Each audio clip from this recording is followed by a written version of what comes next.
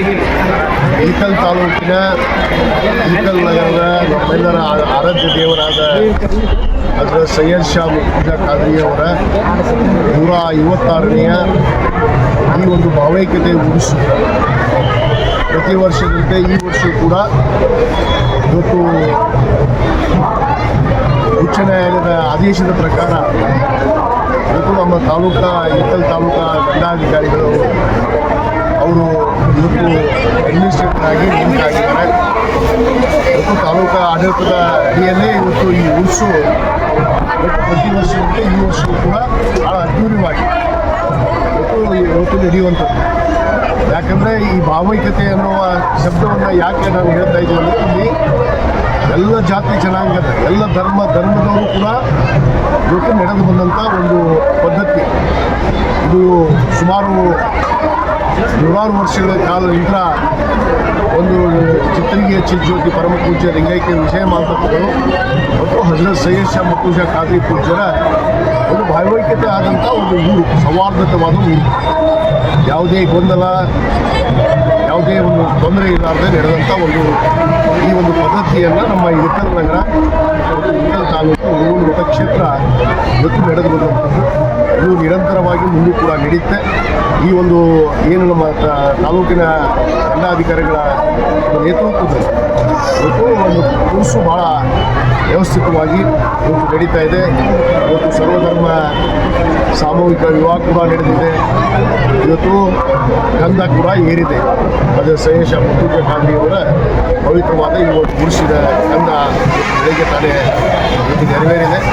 ಮತ್ತು ಸಾಯಂಕಾಲ ಇವತ್ತು ಒಂದು ಭಾವೈಕ್ಯತೆ ಏನು ಸರ್ವಧರ್ಮ ಸಮ್ಮೇಳನ ಕೂಡ ಇವತ್ತು ನಡೀತಾ ಇದೆ. ಒಂದು ವಿಶೇಷವಾದ ಕಾರ್ಯಕ್ರಮ. ಅದರ ನಂತರ ಕವಾಲಿ ಕೂಡ ಇವತ್ತು ರಾತ್ರಿ ಪ್ರಾರಂಭ ಆಗುತ್ತೆ. ಇದು ಯಥಾಸ್ಥಿತಿ ನಡೆದು ಬಂದಂಥ ದಾರಿ. ಈ ಒಂದು ಪದ್ಧತಿಯನ್ನು ನಮ್ಮ ತಾಲೂಕು ಆಡಳಿತ ವ್ಯವಸ್ಥಿತವಾಗಿ ಎಲ್ಲರಿಗೂ ಕೂಡ ಭಕ್ತಾದಿಗಳಿಗೆ ಯಾವುದೇ ತೊಂದರೆ ಆಗದಂತೆ ಮತ್ತು ವ್ಯಾಪಾರಸ್ಥರಿಗೂ ಕೂಡ ಅನೇಕ ಅಂಗಡಿ ಮುಕ್ಕಟ್ಟರು ವ್ಯಾಪಾರಸ್ಥರು ಕೂಡ ಅನುಕೂಲ ಮಾಡುವಂಥ ನಿಟ್ಟಿನಲ್ಲಿ ಇವತ್ತು ಆಡಳಿತ ಮಾಡ್ತಾ ಇದ್ದೀವಿ. ಇದು ಅತ್ಯಂತ ಯಶಸ್ವಿಯಾಗಿ ನಡೆಯುವಂಥದ್ದು. ಇದು ಭಾವೈಕ್ಯತೆ 100 ವರ್ಷಗಳ ಕಾಲ ಈ ಸಾಂಕೇತ ಹೀಗೆ ಉಳಿದು ಹೀಗೆ ಪದ್ಧತಿ ನಡೆಯುತ್ತೆ. ಯಾಕಂದರೆ ಭಾಳಷ್ಟು ಜನ ಕುತಂತ್ರಿಗಳು ಈ ಉರ್ಸನ್ನು ಬೇರೆ ಬೇರೆ ಬಣ್ಣವನ್ನು ಹಚ್ಚಿ ಈ ಧರ್ಮದ ಆಧಾರಿತದ ಮೇಲೆ ಮಾತಾಡುವಂಥ ಮಾತುಗಳನ್ನು ಮಾಡ್ತಾ ಇದ್ದಾರೆ. ಆದರೆ ಇಲ್ಲಿ ಯಾವುದಕ್ಕೂ ಲೆಕ್ಕಿಸೋದಿಲ್ಲ ಜನ. ಇಲ್ಲಿಯ ಭಕ್ತಾದಿಗಳು ಅಂಥ ಶಕ್ತಿಯನ್ನು ಹೊಂದಿದ್ದಾರೆ. ಅಂಥ ಪೂಜ್ಯರ ಒಂದು ಪವಿತ್ರವಾದ ಈ ಒಂದು ಕ್ಷೇತ್ರವನ್ನು ಇವತ್ತು ಯಾವತ್ತೂ ರಕ್ಷಣೆ ಮಾಡ್ಕೊಂಡು ಬಂದಿದ್ದಾರೆ. ಈ ಎಲ್ಲ ಧರ್ಮೀಯರು ಕೂಡ ಸರ್ವಧರ್ಮರು ಕೂಡ ಇವತ್ತು ರಕ್ಷಣೆ ಮಾಡಿಕೊಂಡು ಸರ್ವಧರ್ಮದಿಂದಲೇ ಇವತ್ತು ಉರ್ಸು ಆಗುವಂಥದ್ದು. ಇದು ಶಾಶ್ವತವಾಗಿ ಉಳಿಯುತ್ತೆ. ಅದನ್ನು ಯಾರೂ ಕೂಡ ಕದಲಿಸೋಕ್ಕಾಗೋದಿಲ್ಲ.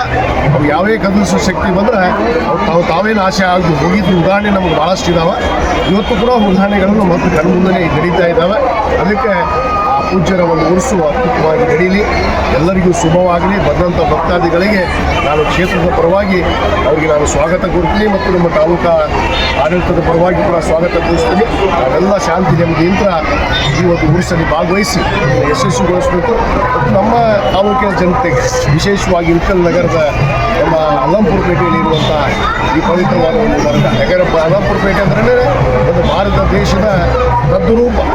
ಯಾಕಂದರೆ ಭಾರತ ದೇಶದ ಎಲ್ಲ ಜಾತಿ ಜನಾಂಗವನ್ನು ಹೊಂದಿರುವಂಥ ಯಾವುದಾದ್ರೂ ಒಂದು ಕ್ಷೇತ್ರ ಇದ್ದರೆ ಅದು ಅಲ್ಲಂಪುರ ಪೇಟೆ ನಮ್ಮ ಇಳಕಲ್. ಅಂಥ ಒಂದು ಪವಿತ್ರವಾದ ಕ್ಷೇತ್ರದಲ್ಲಿ ಈ ಒಂದು ನಮ್ಮ ಹಜರತ್ ಸೈಯದ್ ಶಾ ಮುರ್ತುಜಾ ಖಾದ್ರಿ ಅವರ ಪವಿತ್ರವಾದ ಈ ದರ್ಗಾ ಇದೆ. ಅದಕ್ಕೆ ಎಲ್ಲರೂ ಭಾವೈಕ್ಯತೆಯಿಂದ ಸೌಹಾರ್ದ ರೀತಿಯಿಂದ ಜೀವನವನ್ನು ಸಾಗಿಸೋಣ.